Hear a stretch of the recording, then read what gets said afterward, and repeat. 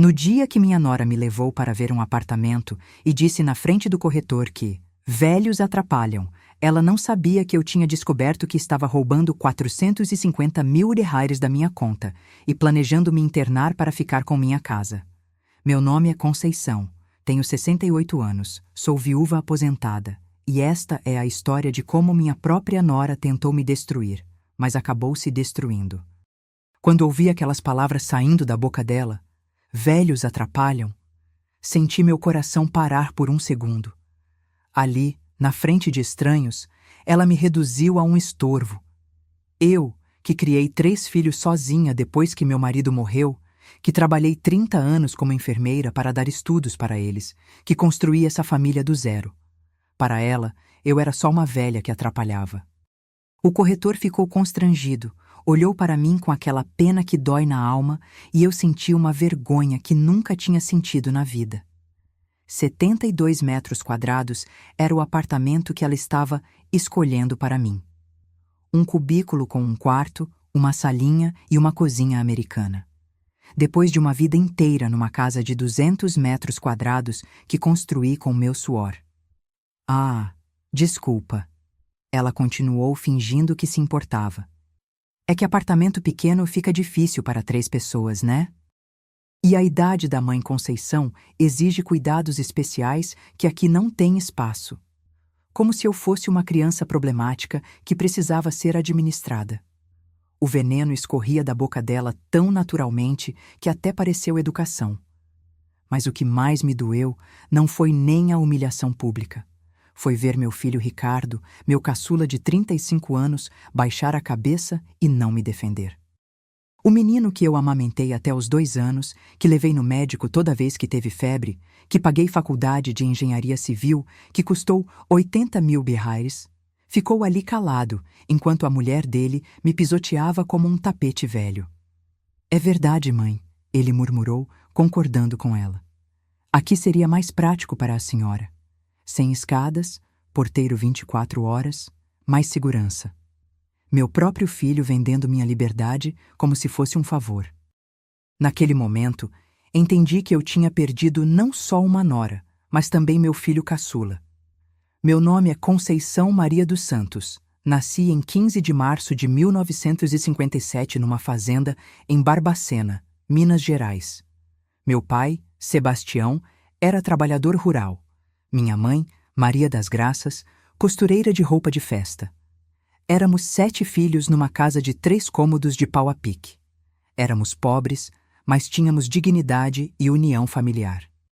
Vim para São Paulo aos 18 anos com uma mala de papelão, 50 reais no bolso e um sonho imenso de ser enfermeira e dar uma vida melhor para minha família. Peguei um ônibus da aviação Cometa numa manhã fria de abril de 1975, chorando de saudade antes mesmo de sair de casa, mas determinada a vencer na vida.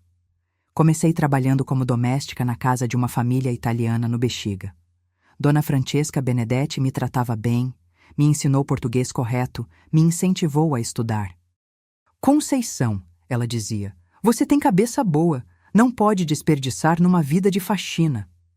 À noite, eu ia para o curso de enfermagem no Senac da Liberdade. Eram 4 horas de sono por noite durante 3 anos. Acordava às 5 para começar o serviço na casa da Dona Francesca, trabalhava até 18 horas. Corria para a escola, estudava até 23 horas, chegava em casa na pensão da Dona Carmen na Bela Vista quase meia-noite. Finais de semana eram para estudar e lavar roupa, mas eu estava determinada a vencer. Me formei enfermeira em dezembro de 1978, aos 21 anos. Foi o dia mais feliz da minha vida até então. Dona Francesca fez uma festa pequena para mim, chamou os filhos dela, fizemos um jantar com bolo de chocolate. Agora você vai ser uma profissional respeitada, ela disse me abraçando. Nunca esqueça de onde veio, mas nunca aceite menos do que merece. Conheci meu falecido marido José numa festa de São Vito em janeiro de 1979. Ele tinha 25 anos, eu 22. Era pintor de obras, filho de portugueses, homem simples, mas trabalhador e honesto. Tinha as mãos calejadas de tanto trabalhar com massa corrida e tinta, mas o coração mole como manteiga e um sorriso que iluminava qualquer ambiente. Você é a moça mais bonita desta festa. Foi a primeira coisa que ele me disse. Eu estava de vestido azul claro que tinha costurado especialmente para a ocasião. E você é muito atrevido para começar uma conversa, respondi rindo. Ele ficou vermelho, se desculpou, mas não saiu do meu lado a noite toda. Dançamos samba e bolero até o sol raiar. Namoramos 2 anos e 3 meses. Ele me levava para passear na Praça da Sé aos domingos, comprávamos pipoca e ficávamos conversando sobre nossos sonhos. Queria ter uma família, uma casa própria, dar educação para os filhos que ainda iam nascer. Nos casamos na Igreja do Paris, em maio de 1981, com festa simples, mas cheia de alegria e esperança. A festa foi na casa dos pais dele, na Muca. 40 convidados, comida feita pelas cunhadas, cerveja e refrigerante, sanfona do seu Antônio que morava na rua de cima. Dancei com meu vestido de noiva, que comprei prestado numa loja da Rua do Brás, até 2 da madrugada. Foi a festa mais bonita da minha vida porque era nossa, construída com amor e expectativa. Tivemos 3 filhos. Márcia nasceu em outubro de 1981, Carlos em março de 1985 e Ricardo em dezembro de 1990. Cada gravidez foi um presente de Deus, cada filho uma motivação a mais para trabalhar duro e construir um futuro melhor. Eu continuei trabalhando como enfermeira no Hospital São Camilo, o José pintando obras pela Grande São Paulo. Juntamos centavo por centavo para comprar nossa casa própria no Tatuapé. Cortávamos em tudo: roupa, diversão, comida mais cara. Íamos ao cinema uma vez por ano. Comprávamos roupa só quando a antiga rasgava. Mas tínhamos um sonho: nossa casa própria, onde nossos filhos cresceriam seguros e amados. A casa foi comprada em setembro de 1995 por R$ 35 mil financiados em 15 anos na Caixa Econômica Federal. Lembro do dia que recebemos as chaves como se fosse ontem. Eu chorei de emoção vendo aquela casa de 3 quartos, sala, cozinha ampla e quintal nos fundos. Era nosso castelo, nossa conquista, nosso patrimônio construído com trabalho honesto. Pintamos cada parede juntos nos finais de semana. José escolhia as cores, eu organizava os cômodos.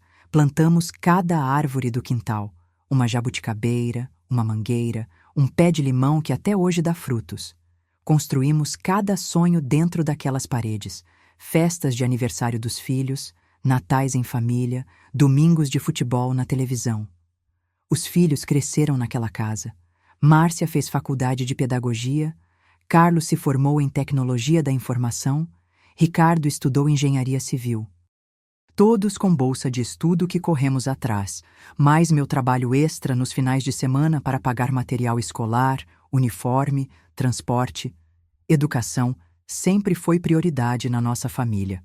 Quando o José morreu de infarto fulminante em março de 2010, meu mundo desabou completamente. Ele estava pintando um prédio na Vila Madalena quando passou mal no andaime. Os companheiros de trabalho levaram ele correndo para o Hospital das Clínicas, mas chegou lá já sem vida. 47 anos, nunca tinha ido no médico, achava que era forte como um touro. Eu tinha 53 anos, os filhos quase criados, mas me senti completamente perdida. Tive depressão profunda durante 6 meses. Não queria sair de casa, não tinha vontade de comer, chorava todo dia olhando as roupas dele no guarda-roupa. Foi o Ricardo, então com 20 anos cursando engenharia, que me ajudou a me reerguer psicologicamente. Mãe, ele disse segurando minha mão no cemitério São Paulo no dia do enterro. A senhora foi a mulher mais forte que eu conheci na minha vida. Criou 3 filhos, trabalhou 30 anos como enfermeira, construiu essa família com papai. Agora precisa ser forte por nós, porque ainda precisamos muito da senhora. Essas palavras me deram forças para continuar vivendo. Voltei ao hospital. Trabalhei mais 12 anos em plantões diurnos e noturnos. Me aposentei em 2022, aos 65 anos, com uma pensão digna de 3.200 mensais e uma poupança de R$ 450 mil que juntei com muito suor, economia e sacrifício. Cada centavo dessa conta representava horas de trabalho, plantões duplos, economias no supermercado. A Márcia se casou em 2005 com Fábio, um engenheiro agrônomo, e mora em Ribeirão Preto, onde ele trabalha numa usina de açúcar. Tem 2 filhos lindos, Gabriel, de 15 anos, e Ana Clara, de 12, que vejo pouco porque a distância é grande e eles têm a vida corrida. Ela me liga todo domingo, é uma filha carinhosa e presente mesmo distante. O Carlos seguiu carreira em tecnologia da informação, trabalha numa multinacional americana, viaja o mundo desenvolvendo sistemas, é solteiro convicto aos 40 anos. Mora num apartamento no Itaim Bibi, ganha bem, me ajuda quando preciso. Mãe, não quero família, ele sempre diz. Prefiro cuidar da senhora e dos sobrinhos. É um filho dedicado e responsável. Já o Ricardo sempre foi meu xodó, o caçula, aquele que mais precisou de mim durante a infância e adolescência difícil. Era um menino sensível, romântico, sonhador, que sofria bullying na escola por ser mais quieto e estudioso que os outros meninos. Eu ia lá conversar com as professoras, protegia ele como uma leoa protege seu filhote. Ricardo sempre teve dificuldade para se relacionar com meninas. Era tímido, inseguro, se apaixonava fácil, mas era rejeitado. Eu conversava com ele, dava conselhos de mãe, ensinava como tratar uma mulher com respeito e carinho. Paguei curso de inglês, de informática, faculdade de engenharia civil que durou 6 anos.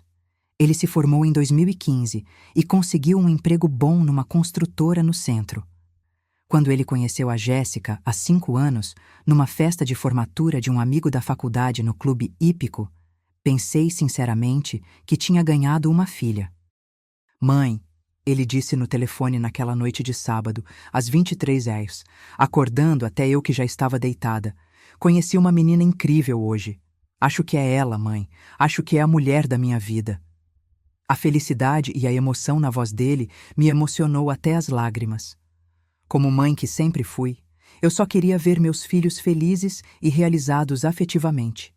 Rezei naquela noite, agradecendo a Deus por meu filho ter encontrado alguém especial. Como eu estava enganada sobre quem era essa alguém especial. Jéssica apareceu na nossa vida como uma princesa de conto de fadas. Cabelo liso e brilhante, sempre impecável, unhas sempre feitas com esmalte francês, roupas de marca que eu via nas vitrines e nem sonhava em comprar, perfume caro que deixava rastro por onde passava, falava bonito com aquele sotaque paulistano refinado, tinha curso superior em administração pela Mackenzie. Aos 28 anos, parecia a nora perfeita para meu filho de 30. Educada, bem apresentada, de família estruturada de Campinas, ou pelo menos era o que ela contava.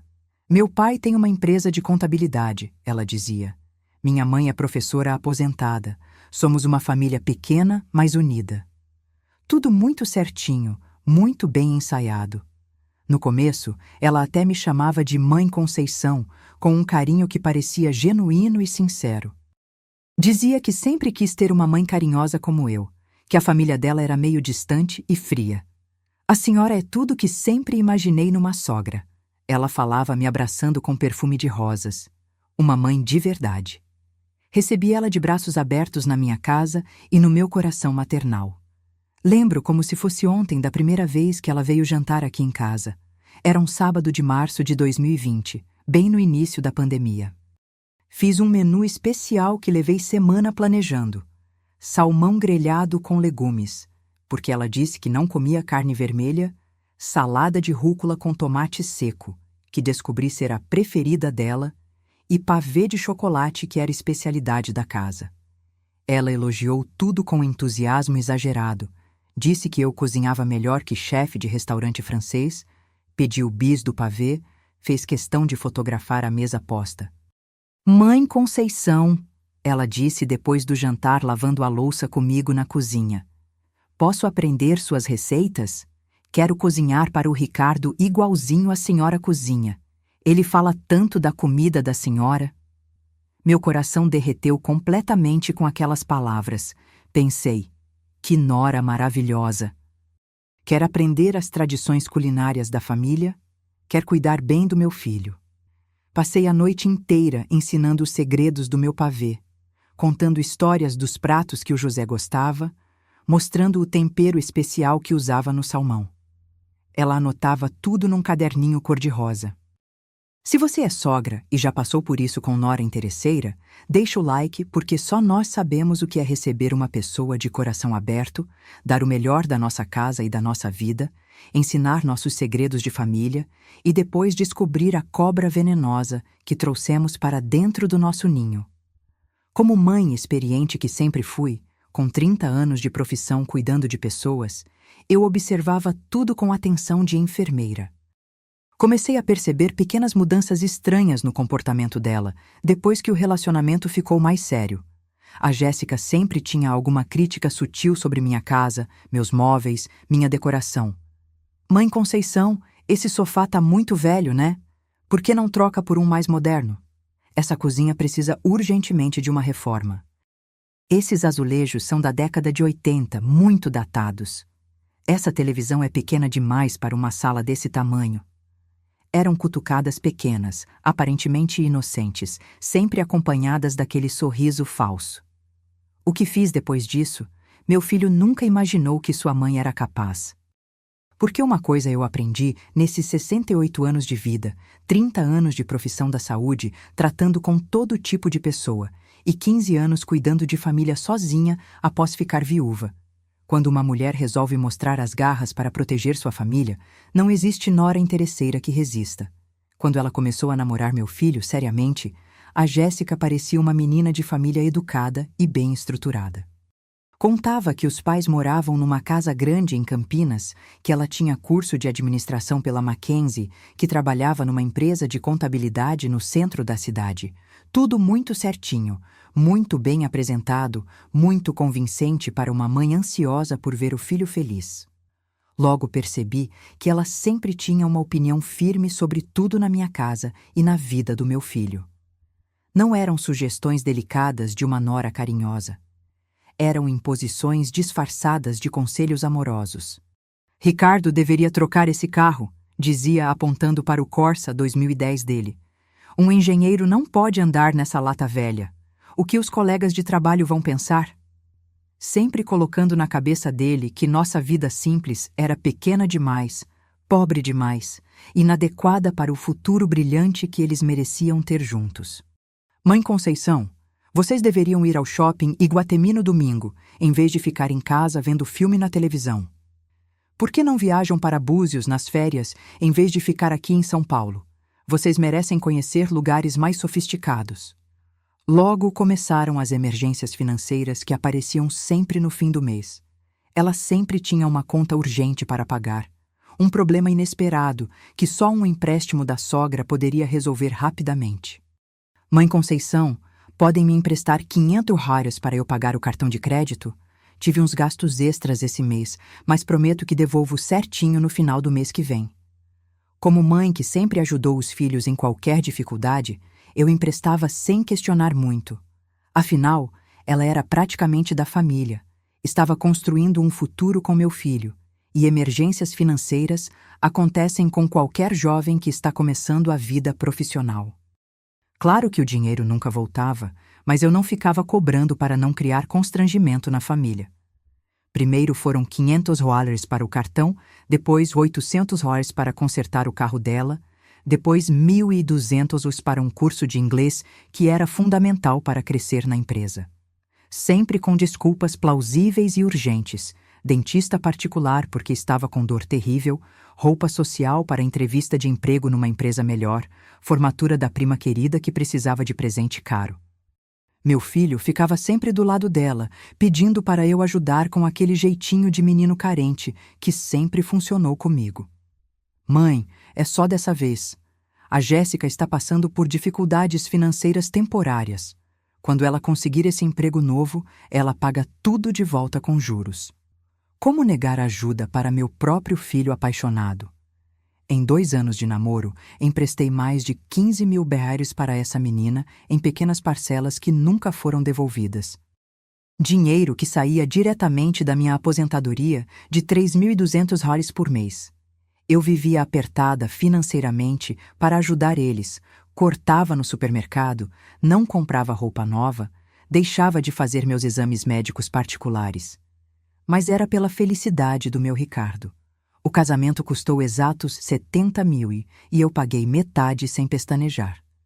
Ela chorou quando me contou que os pais não tinham condições financeiras de custear a festa que ela sonhava desde menina. Mãe Conceição, é o sonho da minha vida inteira.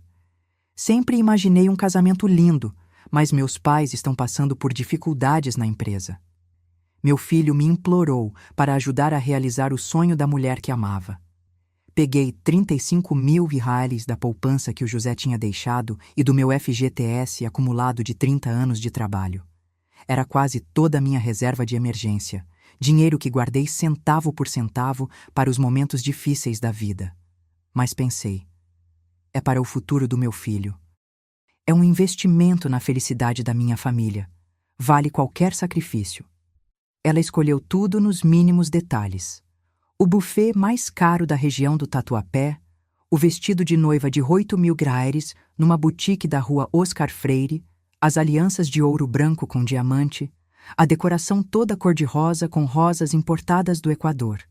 Eu apenas pagava as contas e sorria vendo a felicidade radiante do meu filho. Depois do casamento em abril de 2022, ela começou sistematicamente a afastar meu filho de mim com uma estratégia muito bem calculada. Inventava desculpas criativas para eles não virem aos tradicionais almoços de domingo. Ricardo está cansado do trabalho. Temos compromissos sociais importantes.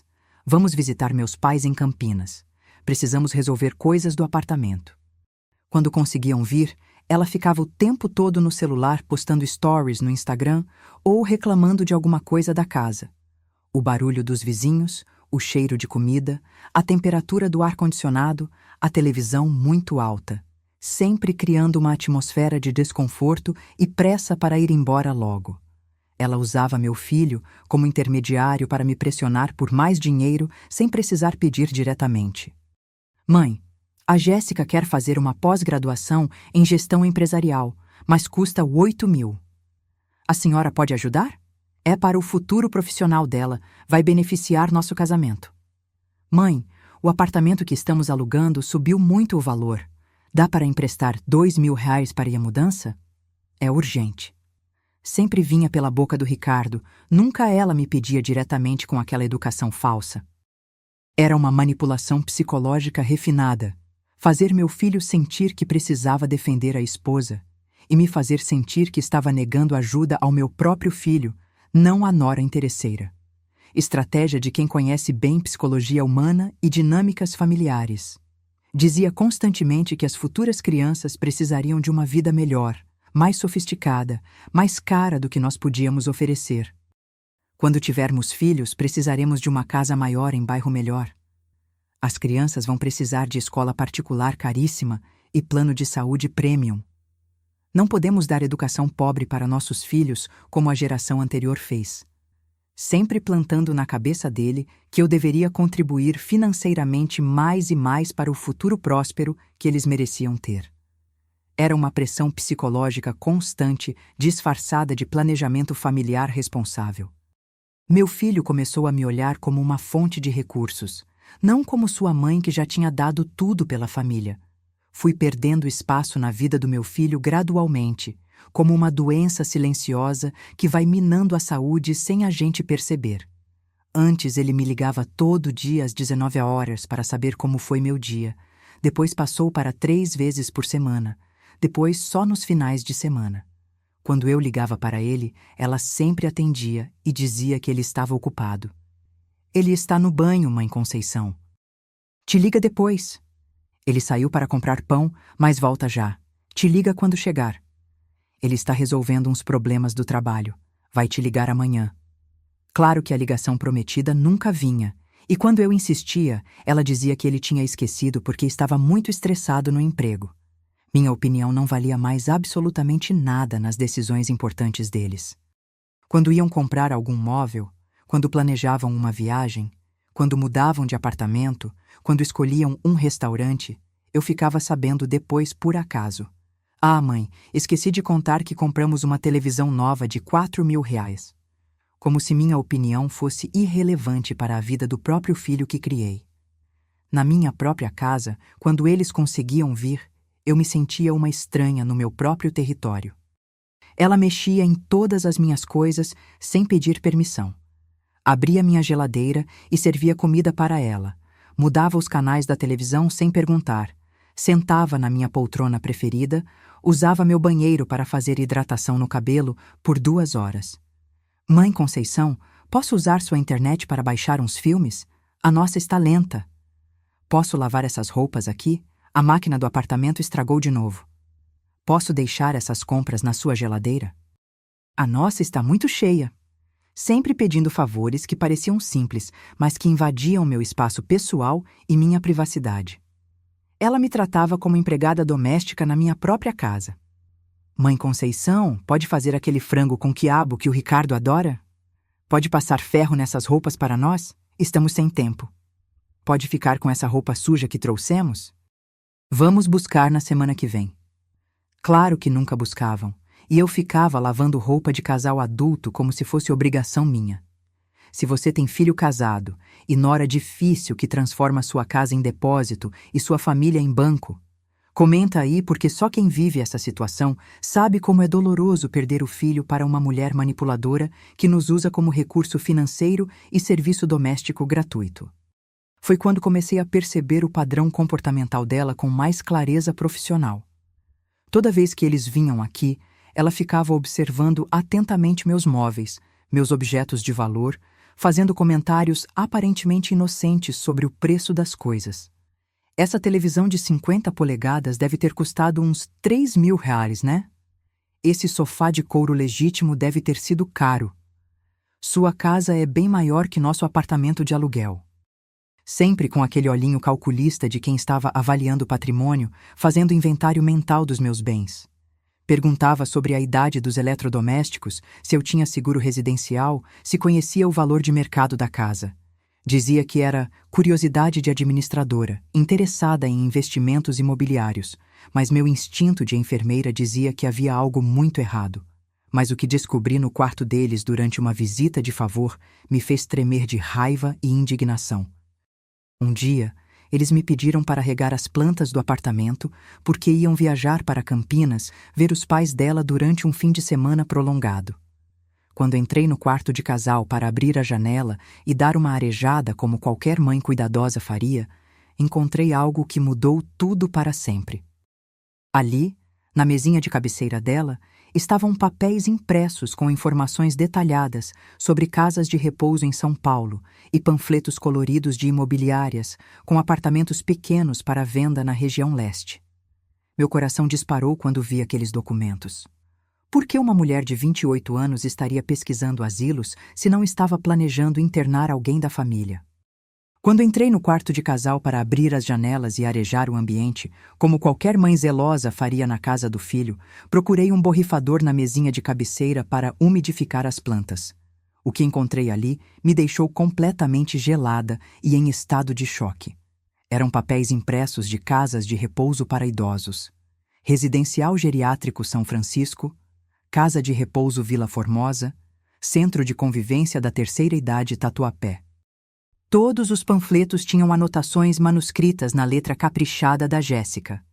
Valores mensais, 3.500. Aceita convênio médico. Localização próxima. Visitas permitidas fins de semana. Como se ela estivesse pesquisando opções para internar alguém idoso da família. E eu era a única pessoa idosa na família dela, através do casamento com meu filho.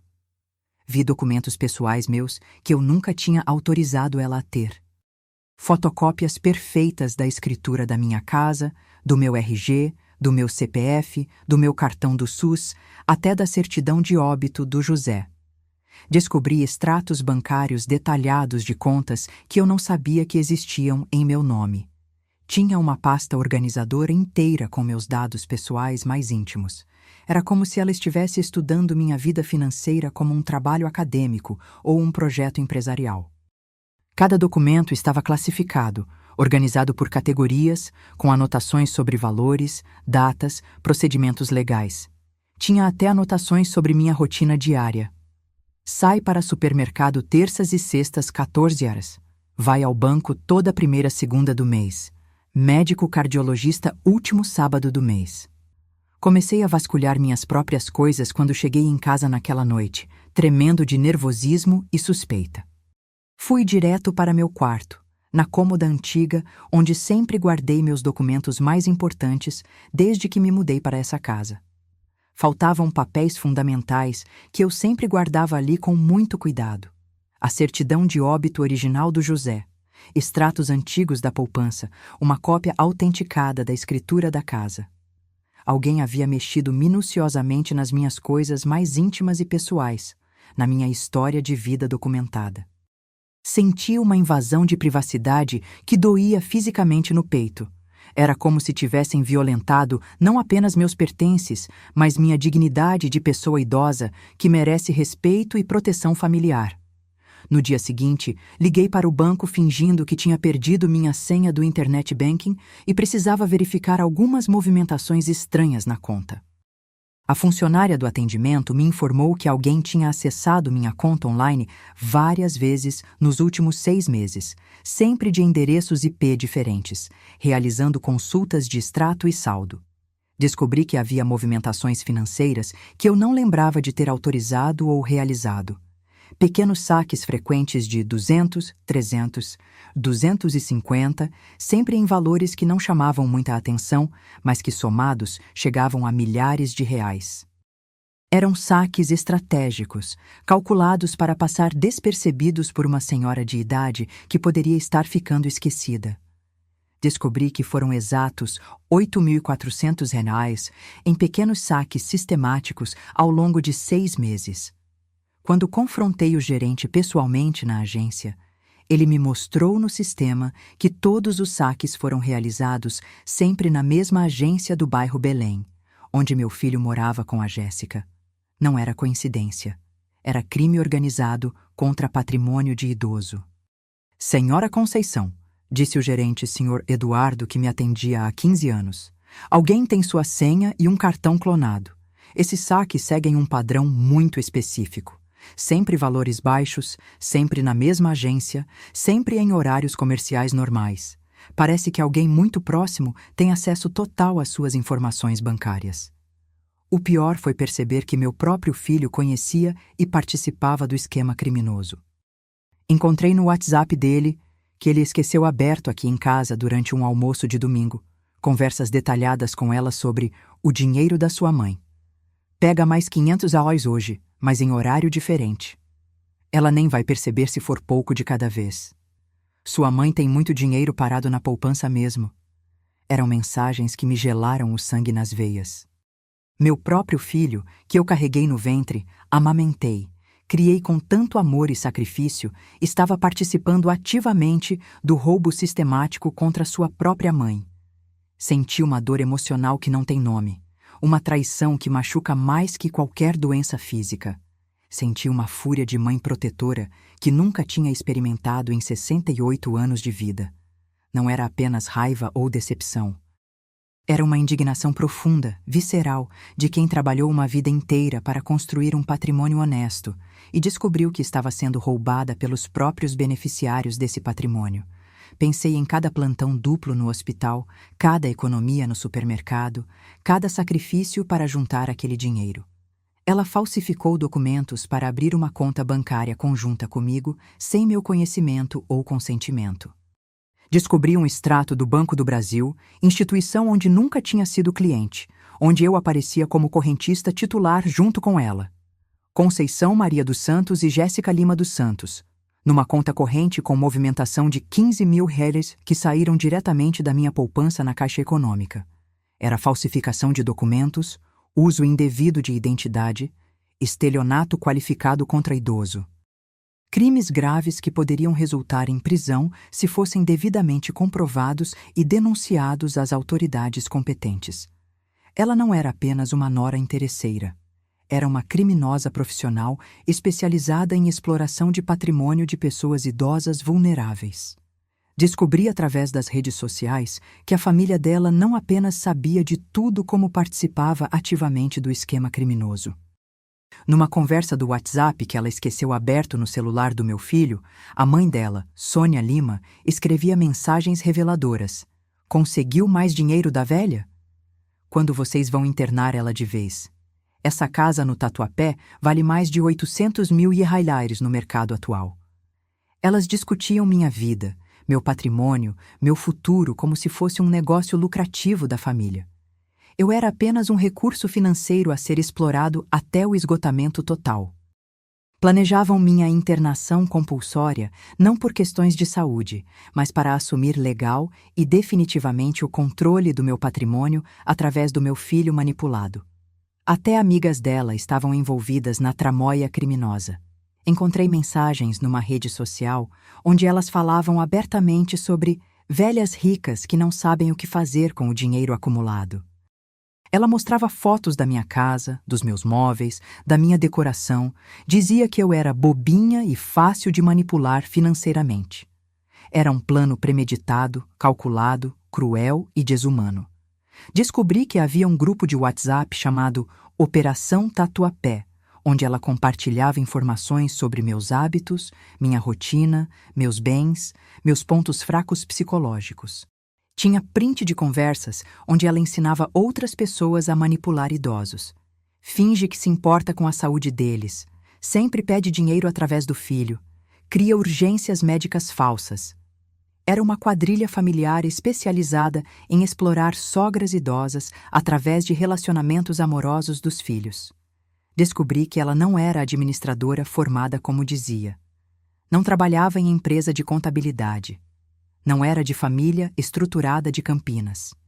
Era de cidade Tiradentes, filha de desempregados, tinha apenas ensino médio completo e vários antecedentes criminais por estelionato. Deixa o like se você ficou com ódio dessa nora criminosa, porque o que descobri depois foi ainda pior. Elas tinham um plano detalhado para me tirar da minha própria casa e assumir legalmente todo o meu patrimônio através de internação compulsória por demência senil, que seria diagnosticada por médicos cúmplices da quadrilha. A sogra boazinha, confiante e generosa, tinha morrido naquele momento de descoberta. A Conceição que criou filhos com amor, que trabalhou honestamente por 30 anos, que confiou de coração aberto numa nora que parecia genuína, tinha sido assassinada emocionalmente pela traição mais cruel que uma mãe pode sofrer. No lugar dela nasceu uma mulher com sede de justiça, com vontade férrea de proteger o que era seu por direito, com determinação de mostrar para essa quadrilha que tinham escolhido a vítima errada. Decidi que ia usar toda a minha experiência de vida, toda a minha inteligência de enfermeira, acostumada a lidar com emergências, para mostrar as garras que uma mãe tem quando precisa defender sua família da própria família. Mas antes de agir impulsivamente, precisava reunir todas as provas legais contra ela e contra a quadrilha. Não ia ser apenas minha palavra de velha esquecida contra a dela. Ia ser um processo judicial rigoroso, uma exposição completa e documentada, uma derrota total e irreversível. Ela tinha mexido com a pessoa errada. Aos 68 anos, eu ainda tinha muita luta para dar e muita justiça para fazer. Descobri que ela estava pesquisando detalhadamente sobre procedimentos legais de interdição de idosos. Tinha salvado no computador compartilhado artigos jurídicos sobre como internar parente com demência, procedimentos para declarar idoso incapaz, como obter procuração legal de pessoa com Alzheimer, direitos de herança de cônjuge em caso de interdição. Ela estava se preparando para me declarar doente mental e incapaz para assumir total controle dos meus bens através do meu filho como representante legal. Era um plano perfeito. Eu seria internada contra minha vontade, minha casa seria vendida para custear o tratamento, e eles ficariam com a diferença de valor, vivendo confortavelmente com o dinheiro do meu trabalho de uma vida inteira. O apartamento que me levaram para conhecer não era uma opção de moradia para eles como eu ingenuamente pensei. Era meu futuro cárcere privado. Queriam me convencer a vender minha casa de 800 mil raios e comprar aquele cubículo de 350 mil raios, mais prático e seguro para minha idade avançada. Claro que a diferença de 450 mil reais ficaria convenientemente com eles. Quando ela disse que velhos atrapalham naquele apartamento minúsculo, estava testando minha reação psicológica e minha submissão. Queria avaliar se eu era suficientemente frágil e manipulável para aceitar qualquer humilhação sem reagir. Se eu baixasse a cabeça silenciosamente naquele momento, seria o sinal verde definitivo para acelerar o plano final: internação e apropriação total do patrimônio. Fingi que não sabia de absolutamente nada e comecei a observar cada movimento dela como uma investigadora particular experiente. Durante 3 semanas inteiras, me comportei exatamente como a sogra bobinha, ingênua e confiante que sempre fui com ela. Sorria quando ela falava, concordava com suas sugestões maliciosas, fingia que não percebia as indiretas ofensivas. Mas por dentro, estava montando metodicamente um plano para destruir completamente essa quadrilha. Comecei a documentar tudo sistematicamente com rigor de enfermeira acostumada a fazer relatórios médicos detalhados. Comprei um smartphone novo que ela não conhecia, um Samsung Galaxy básico, e instalei um aplicativo profissional para gravar conversas telefônicas. Toda vez que eles vinham aqui, toda vez que ela falava sobre dinheiro, sobre minha casa, sobre minha idade, ficava tudo registrado em arquivos de áudio, organizados por data. Em 2 semanas de gravações sistemáticas, tinha 22 horas de material incriminatório onde ela se autodenunciava completamente. Conversas onde ela falava abertamente sobre meu dinheiro como se fosse dela, planejava reformas na nossa casa futura, discutia com meu filho sobre quando seria o momento ideal para resolver a situação da sua mãe definitivamente. Instalei discretamente um sistema de câmeras de segurança em casa, fingindo estar preocupada com a violência urbana crescente. Ai, filha, estou vendo muita coisa ruim na televisão. Assalto de idoso, invasão de domicílio. Vou colocar umas câmeras para me sentir mais protegida na minha idade. Ela não só apoiou entusiasticamente a ideia, como se ofereceu para ajudar na instalação. Não sabia que estava sendo filmada em alta definição cada vez que mexia nas minhas gavetas, cada vez que abria minha correspondência, cada vez que vasculhava meus documentos, cada vez que falava mal de mim para meu filho achando que eu estava na cozinha. Tinha registro visual de cada crime que ela cometia dentro da minha própria casa. Procurei imediatamente Dona Marta, minha vizinha de 40 anos que é advogada criminalista há 15 anos e sempre foi muito prestativa comigo. Contei toda a história para ela, mostrei todas as provas que tinha reunido, pedi orientação jurídica especializada. Ela ficou absolutamente chocada com a sofisticação do esquema criminoso. Dona Conceição, ela disse examinando cada documento, cada gravação, cada filmagem. Isso não é apenas uma nora interesseira. Isso é estelionato qualificado, furto mediante fraude, falsificação de documentos públicos, apropriação indébita, formação de quadrilha para exploração de idoso. Essa mulher pode pegar de 8 a 12 anos de prisão se for devidamente processada. Era exatamente o que eu queria ouvir. Não eram apenas problemas familiares ou conflitos de sogra com nora. Eram crimes graves previstos no Código Penal brasileiro, com agravantes por serem cometidos contra a pessoa idosa e vulnerável. Dona Marta me explicou que eu tinha direito à indenização por danos morais e materiais, além da recuperação total do patrimônio roubado. Contratei uma investigadora particular profissional recomendada pela Dona Marta. Rosângela Ferreira, 45 anos, ex-policial civil especializada em crimes contra idosos. Custou R$5.000 pelos serviços completos, mas foi o melhor investimento da minha vida. Em 2 semanas de investigação profissional, descobrimos que a Jéssica já tinha feito isso antes com outras famílias. Dona Conceição, disse Rosângela me mostrando o relatório detalhado. Essa mulher é reincidente. Ela teve outros 2 relacionamentos com homens de famílias que tinham mães idosas com patrimônio. Roberto Silva, 38 anos, perdeu R$50.000 da herança da mãe. Fernando Oliveira, 42 anos, perdeu um carro Corolla que estava no nome da mãe dele. Era uma criminosa profissional especializada na arte de enganar famílias através de relacionamentos amorosos estratégicos. Tinha um padrão comportamental muito específico. Sempre escolhia homens solteiros, carentes afetivamente, com mães viúvas e patrimônio acumulado. Sempre usava a mesma estratégia: conquistar o filho, manipular a família, roubar aos poucos, descartar e partir para a próxima vítima. Deixei ela se sentir cada vez mais segura e confiante no sucesso do plano criminoso. Quando ela pedia dinheiro emprestado, eu dava prontamente sem questionar. Quando ela sugeria mudanças radicais na minha casa, eu concordava pensativamente. Quando ela falava sobre asilos e apartamentos menores, eu fingia considerar seriamente a ideia. Você tem razão, filha. Talvez seja realmente melhor para minha idade e minha segurança. Fingi estar cada vez mais confusa mentalmente e dependente fisicamente. Comecei a esquecer coisas propositalmente na frente dela, a pedir ajuda para tarefas simples que sempre fiz sozinha, a me mostrar mais frágil e vulnerável. Ai, Jéssica, onde será que coloquei meu cartão do banco? Filha, pode me ajudar a entender essa conta de luz? Não estou enxergando direito os números. Ela ficava com os olhos literalmente brilhando de felicidade diabólica, vendo minha suposta decadência mental e física. Começou a ser mais ousada, mais descarada, mais arrogante.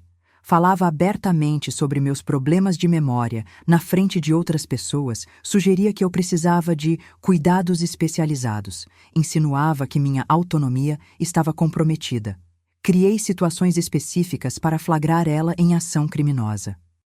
Deixei minha bolsa estrategicamente aberta com dinheiro à vista e me escondi atrás da cortina para filmar com o celular. Claro que ela pegou exatos 100.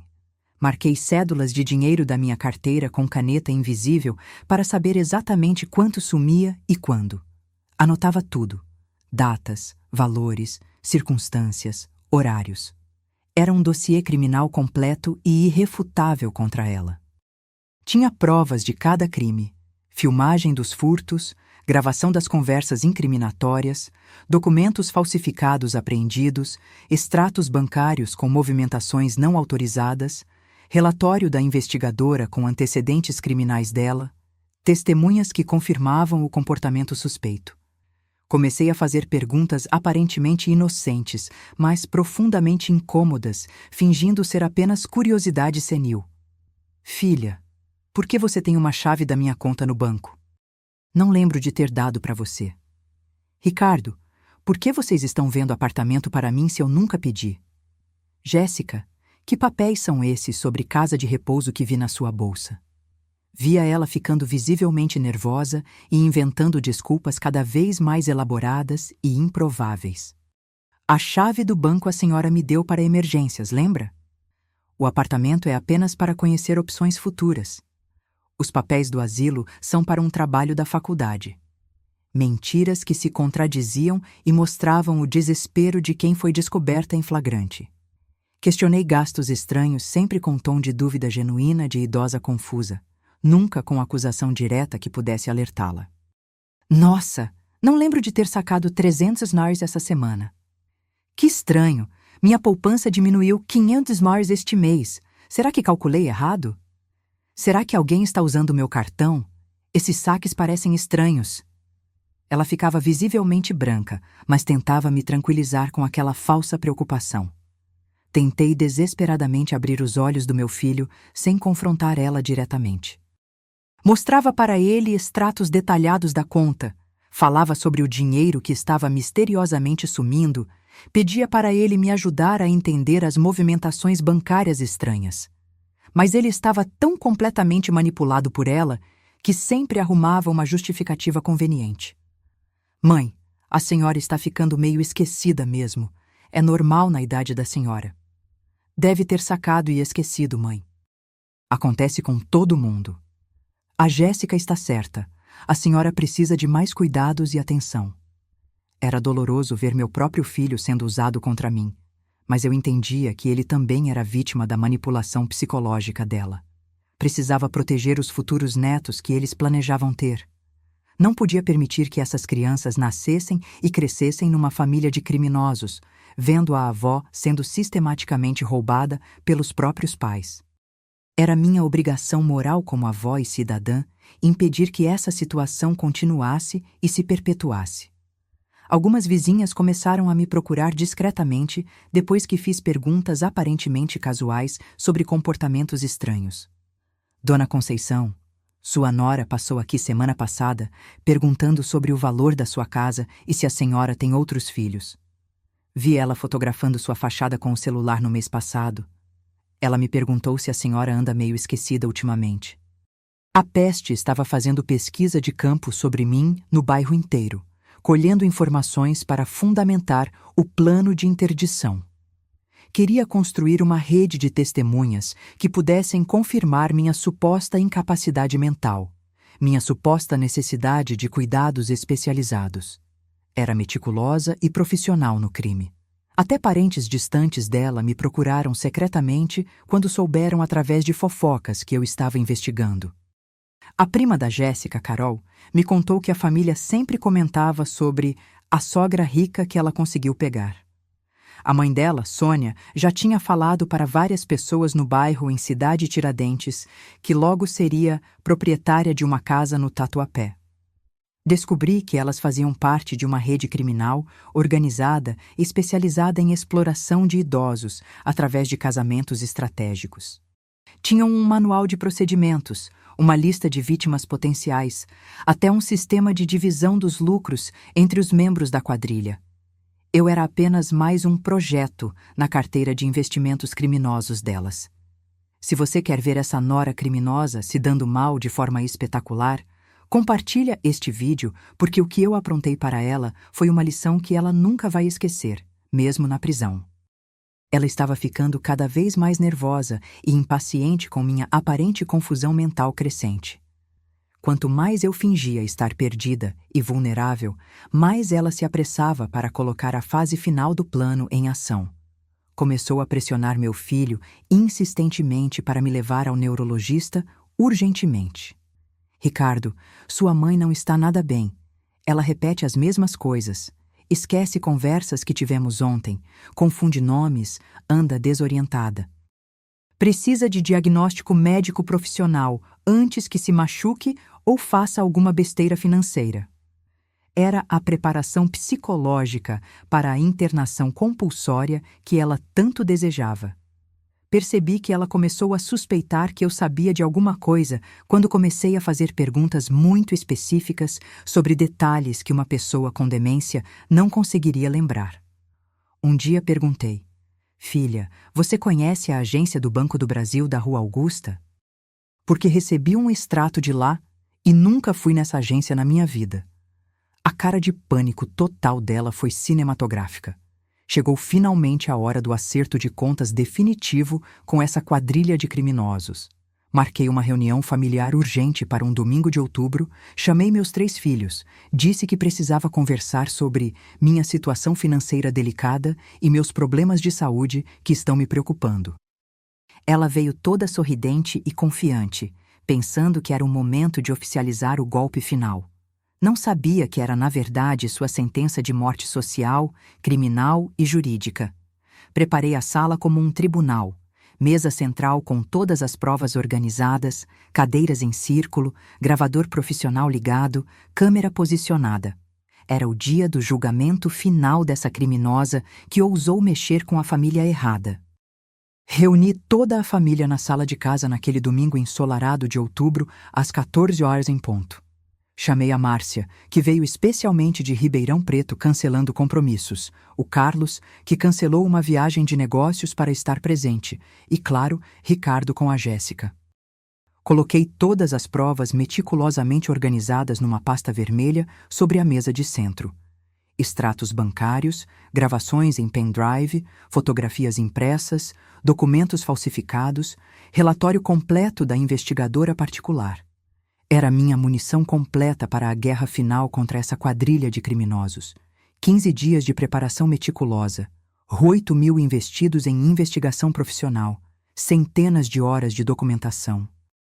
Estava preparada para destruir completamente a vida dessa mulher que ousou roubar uma mãe de família trabalhadora. A cara de pânico absoluto da Jéssica quando viu a pasta vermelha foi minha primeira vitória doce. Ela tentou disfarçar nervosismo com aquele sorriso falso que eu tinha aprendido a identificar. Mas eu via claramente no olho dela que sabia que a casa tinha caído definitivamente. Começou a gaguejar antes mesmo de eu abrir a boca. O que é isso, Mãe Conceição? Por que esse clima tão sério?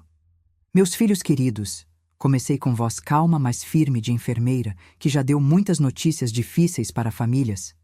Descobri que estou sendo sistematicamente roubada há mais de um ano. Alguém tem acesso completo às minhas contas bancárias, aos meus documentos pessoais, ao meu patrimônio acumulado durante 40 anos de trabalho. E essa pessoa está ativamente planejando me internar contra minha vontade para assumir total controle dos meus bens. O silêncio na sala era absolutamente ensurdecedor. Você podia ouvir uma agulha caindo no chão.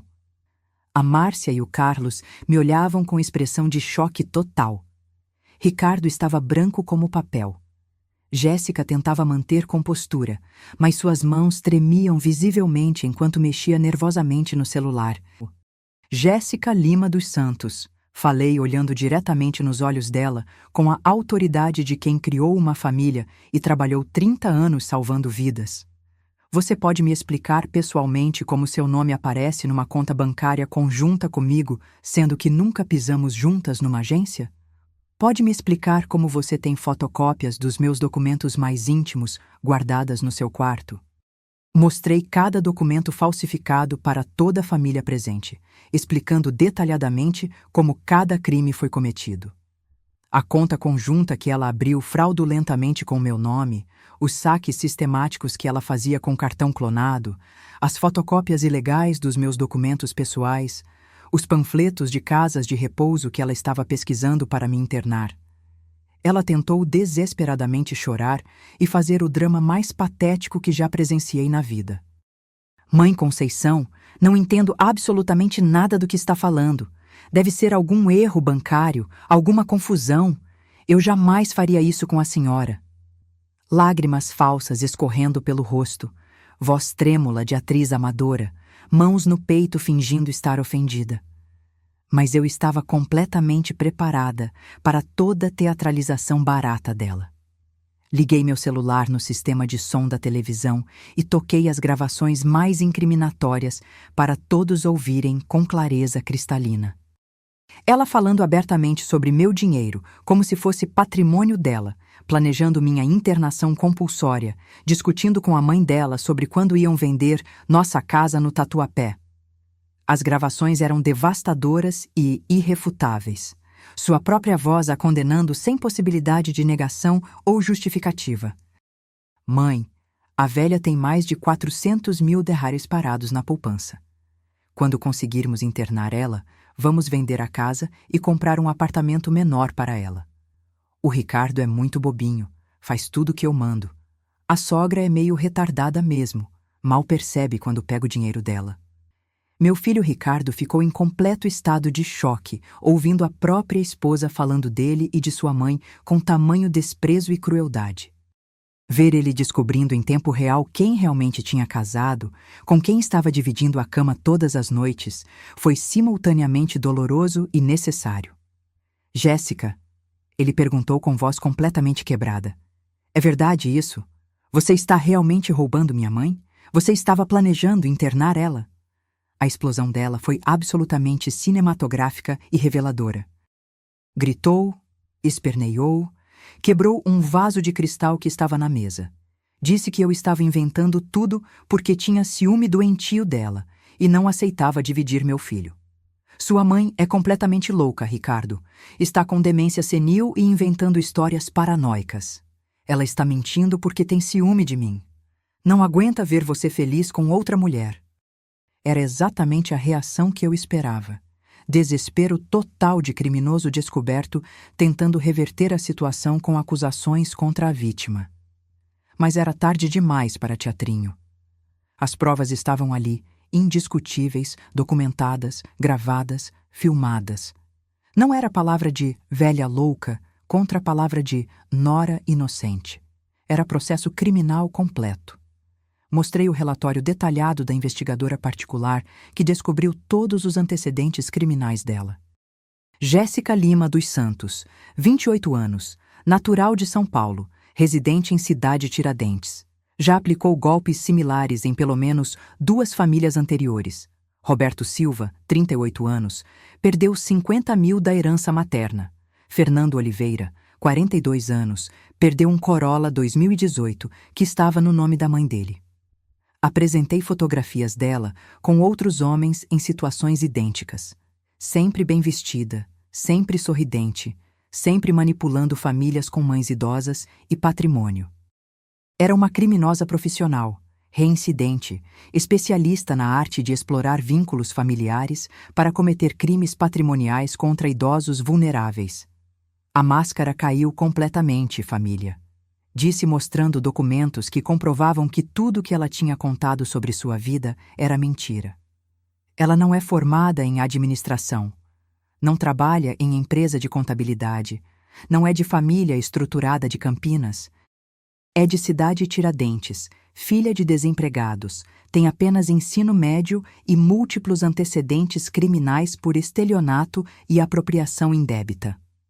Chamei a Polícia Civil na mesma hora através do telefone da investigadora Rosângela, que estava esperando o meu sinal. Delegada Patrícia, falei, pode vir buscar a Jéssica Lima dos Santos por estelionato qualificado, furto mediante fraude, falsificação de documentos públicos e formação de quadrilha para exploração de idoso. Já estava tudo previamente combinado com as autoridades competentes. Ver ela sendo algemada na minha própria sala foi o momento mais doce e satisfatório da minha vingança bem executada. Você tem direito de permanecer calada, disse a delegada. Tudo o que disser pode ser usado contra você. Está sendo presa por crimes contra patrimônio de idoso, com agravantes por abuso de confiança familiar. Ela foi conduzida para a viatura gritando como uma louca, acusando a todos de conspiração, prometendo vingança, dizendo que ia processar toda a família. Mas não passava de desespero de criminosa descoberta e desmascarada publicamente. Os vizinhos estavam todos na janela assistindo ao espetáculo da prisão. Finalmente, todos souberam que tipo de pessoa ela realmente era. Meus 53.400 reais roubados foram imediatamente bloqueados nas contas dela e devolvidos para minha poupança no mesmo dia através de decisão judicial urgente. Bloquearam todas as movimentações financeiras dela, incluindo aquela conta conjunta fraudulenta no Banco do Brasil. O dinheiro voltou integralmente para onde sempre pertenceu. Meu filho pediu separação judicial imediata na semana seguinte. Ver ele com os olhos vermelhos de tanto chorar, pedindo perdão de joelhos na minha sala, dizendo que estava completamente cego de paixão, foi simultaneamente doloroso e libertador. Mãe, como eu não percebi que ela estava fazendo isso com a senhora? Como fui tão burro e ingênuo? Filho, respondi segurando o rosto dele como quando era uma criança machucada. Você não foi burro. Você foi vítima de uma manipulação psicológica profissional. Ela estudou nossa família, conhecia nossas vulnerabilidades, sabia exatamente como nos enganar. Paixão realmente cega até os homens mais inteligentes e cuidadosos. Consegui anular completamente o casamento por descobrir que ela tinha usado documentos falsos e informações fraudulentas no processo. O cartório cancelou toda a documentação. Legalmente, o casamento nunca existiu. O apartamento que eles moravam estava financiado com dinheiro meu roubado. Então consegui reaver a propriedade através de decisão judicial. Meu advogado, Dr. Fernando, disse que era um dos casos mais bem documentados de exploração familiar contra idoso que ele tinha visto em 25 anos de carreira. Dona Conceição, a senhora fez um trabalho de investigação digno de polícia civil profissional. Essas provas são irrefutáveis. Ela vai ser condenada com certeza absoluta. Meu filho voltou para casa comigo no mesmo dia que ela foi presa. Ele estava completamente destruído emocionalmente, envergonhado, arrependido, mas também aliviado por ter descoberto a verdade antes que fosse tarde demais. Mãe, posso voltar a morar aqui até reorganizar minha vida? Preciso da senhora para me recuperar dessa manipulação. Filho, disse preparando o quarto dele exatamente como estava antes do casamento. Esta sempre foi sua casa. Mãe perdoa tudo quando é por amor verdadeiro. Agora você aprendeu uma lição valiosa. Não existe mulher mais importante na vida de um homem do que sua mãe. Namoradas e esposas podem enganar, mas mãe jamais trai seus filhos. A família inteira dela foi investigada e indiciada depois que o caso ganhou repercussão. A mãe, Sônia Lima, que participava ativamente do esquema, foi presa por formação de quadrilha e receptação. O irmão dela, Caio, que ajudava a falsificar documentos usando computador gráfico, também foi preso por falsificação e estelionato. Era uma família inteira de golpistas especializados que eu consegui desmontar completamente com planejamento, inteligência e determinação maternal. Descobrimos que eles tinham pelo menos 15 vítimas idosas em São Paulo e região metropolitana. Meu caso serviu de prova para processar toda a quadrilha criminosa. Estamos reconstruindo nossa relação familiar dia após dia com muito diálogo, compreensão e paciência. Ricardo entendeu que foi manipulado por uma criminosa profissional que estudou nossas vulnerabilidades emocionais. Voltou a me ligar todo dia às 19 horas, a almoçar aqui aos domingos religiosamente, a pedir conselhos maternais como fazia antes de conhecer essa peste.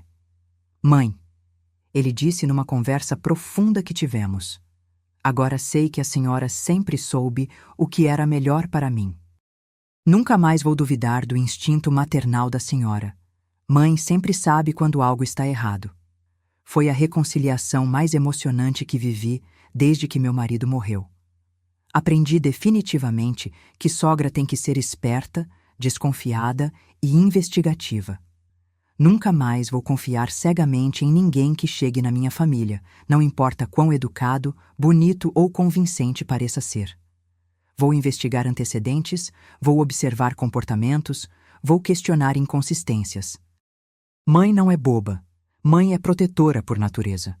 A Jéssica foi condenada a 6 anos de prisão em regime fechado e teve que me pagar 150 mil de indenização por danos morais e materiais.